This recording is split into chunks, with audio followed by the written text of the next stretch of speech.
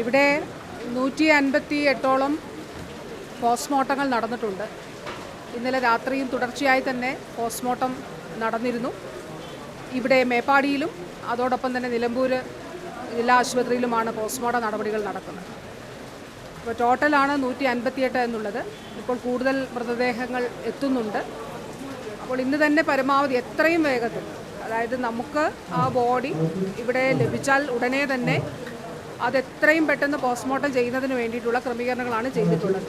ആവശ്യത്തിന് ആരോഗ്യ പ്രവർത്തകരെ ഇവിടേക്ക് നിയോഗിച്ചിട്ടുണ്ട്. അപ്പോൾ ഇന്നലെ നൈറ്റ് ഷിഫ്റ്റിലുണ്ടായിരുന്നവർ അങ്ങോട്ട് പറഞ്ഞ് അവർ റെസ്റ്റ് എടുക്കണം എന്ന് പറഞ്ഞ് നിർബന്ധിച്ച് അവരെ വിട്ടിട്ട് തൃശ്ശൂരിൽ നിന്നുള്ള ടീം ഇപ്പോൾ ജോയിൻ ചെയ്തിട്ടുണ്ട്. അപ്പോഴും നമ്മുടെ കോഴിക്കോട് HOD ഉൾപ്പെടെയുള്ളവർ കണ്ടിന്യൂസ് ആയിട്ട് ഇവിടെ നിൽക്കുന്നുണ്ട്.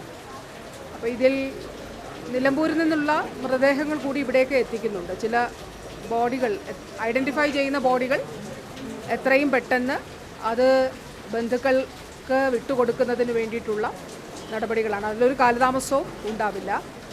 അതുകൂടാതെ ഈ ബോഡി ഐഡൻറ്റിഫിക്കേഷന് പഞ്ചായത്തിൻ്റെ കൂടി സഹകരണം തേടുന്നതിനാണ് ഇപ്പോൾ ശ്രമിക്കുന്നത്. അതുകൂടാതെ വിവിധ ആശുപത്രികളിൽ ചികിത്സയിലുള്ള ആളുകളുടെ കാര്യത്തിൽ 130ഓളം പേരാണ് ആശുപത്രി ചികിത്സ തേടിയിട്ടുള്ളത്. അപ്പോൾ അവർക്ക് ആവശ്യമായിട്ടുള്ള കെയറും ട്രീറ്റ്മെൻറ്റും കൊടുക്കുന്നതിന് വേണ്ടിയിട്ടുള്ള ക്രമീകരണങ്ങൾ ഒരുക്കിയിട്ടുണ്ട്. മനുഷ്യസാധ്യമായിട്ടുള്ളതുപോലെ യുദ്ധകാല അടിസ്ഥാനത്തിൽ എല്ലാവിധമായിട്ടുള്ള ക്രമീകരണങ്ങളും എല്ലാ ഡിപ്പാർട്ട്മെൻറ്റുകളും ഏകോപിച്ചുള്ള പ്രവർത്തനമാണ് ഇവിടെ നടക്കുന്നത്.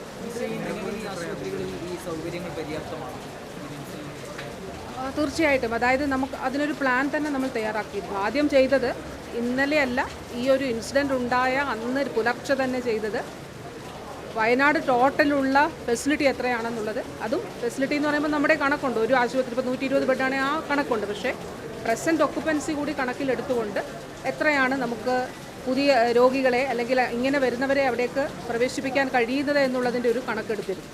അങ്ങനെ ഒരു പ്ലാൻ നമുക്കുണ്ട്.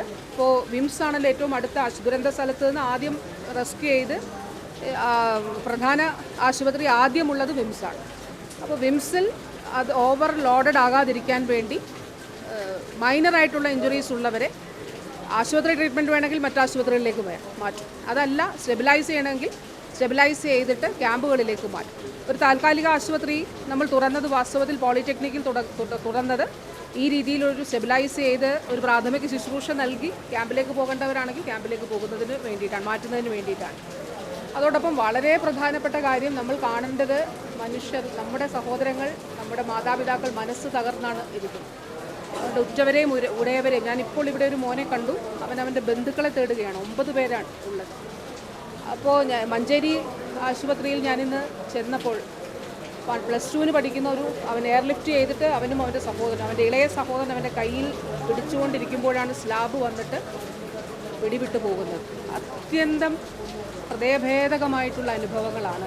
അതുകൊണ്ട് അവർക്ക് മാനസികമായിട്ടുള്ള പിന്തുണ അത് നൽകണം. നമുക്ക് അവർക്കൊപ്പം നമ്മൾ എല്ലാവരും നിൽക്കുകയാണ്. സൈക്കോളജിക്കൽ സപ്പോർട്ട് നൽകുന്നതിന് വേണ്ടിയിട്ടുള്ള ക്യാമ്പിൽ തന്നെ നമ്മുടെ സൈക്കോളജിസ്റ്റുകളും കൗൺസിലേഴ്സ് ഉൾപ്പെടെയുള്ളവരുണ്ട്. ആ സപ്പോർട്ടും അവർക്ക് നൽകുന്നുണ്ട്. പിന്നെ ഈ നിങ്ങൾ കാണുന്നത് പോലെ നമ്മുടെ ചുറ്റുമുള്ള ഈ സഹോദരങ്ങൾ, സാധാരണക്കാരായിട്ടുള്ള ആളുകൾ, രക്ഷാപ്രവർത്തകർ, അതോടൊപ്പം വോളണ്ടിയേഴ്സാണ് ഇവിടെ ഉള്ളത്. അതുകൂടാതെ ഹെൽത്ത് ഡിപ്പാർട്ട്മെൻറ്റിൻ്റെ, പോലീസ് ഡിപ്പാർട്ട്മെൻറ്റിൻ്റെ, പഞ്ചായത്തിൻ്റെ, റവന്യൂവിൻ്റെ ഒക്കെ ഉദ്യോഗസ്ഥർ ഇതുമായി ബന്ധപ്പെട്ട് ഉണ്ട്. അവർ രാപ്പകലില്ലാതെ ഈ പ്രവർത്തനങ്ങളുടെ ഭാഗമായിട്ട് പ്രവർത്തിക്കുകയാണ്. എല്ലാ സംവിധാനങ്ങളും ഒരുക്കിയിട്ടുണ്ട്. ഇപ്പോഴും പരമാവധി ഫ്രീസറുകൾ നമുക്ക് എത്തിക്കുന്നതിന് വേണ്ടിയിട്ടുള്ള ക്രമീകരണങ്ങൾ ചെയ്തിട്ടുണ്ട്. കോഴിക്കോടും അതോടൊപ്പം കണ്ണൂർ ജില്ലകൾ, പിന്നെ മറ്റ് ജില്ലകൾ, അങ്ങനെയാണ് നമ്മൾ ഇന്നലെ തന്നെ ഫ്രീസറുകൾ എത്തിക്കുന്നതിന് വേണ്ടിയിട്ട് ആ രീതിയിൽ കണക്കെടുത്ത് അതാത് ജില്ലാ കളക്ടർമാർക്ക് നിർദ്ദേശം നൽകിയാണ് അത് ചെയ്തത്. അതുകൂടാതെ ഇന്ന് എവിടെയെങ്കിലും ഈ സ്ഥലങ്ങളിൽ തന്നെ ഒരു തവണ കൂടി, ഇപ്പോൾ വീണ്ടും കുറച്ച് ഫ്രീസറുകൾ കൂടി, മൊബൈൽ ഫ്രീസറുകൾ കൂടി എത്തുന്നുണ്ട്.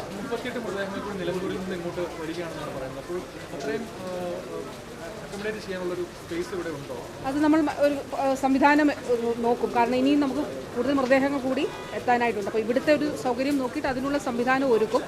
ആ വരുന്ന മൃതദേഹങ്ങൾ ഐഡൻറ്റിഫൈ ചെയ്യപ്പെടും എന്നുള്ളതാണ് പ്രതീക്ഷിക്കുന്നത്.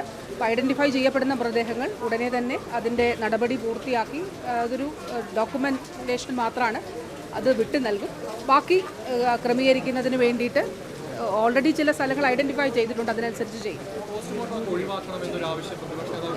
ഇതാദ്യം തന്നെ ഇപ്പം ആരോഗ്യ വകുപ്പിനെ സംബന്ധിച്ച് ഇതൊരു മെഡിക്കോ ലീഗൽ ഇഷ്യൂ ആണ്. കാരണം ഈ കുടുംബങ്ങൾക്കും ഇതിൽ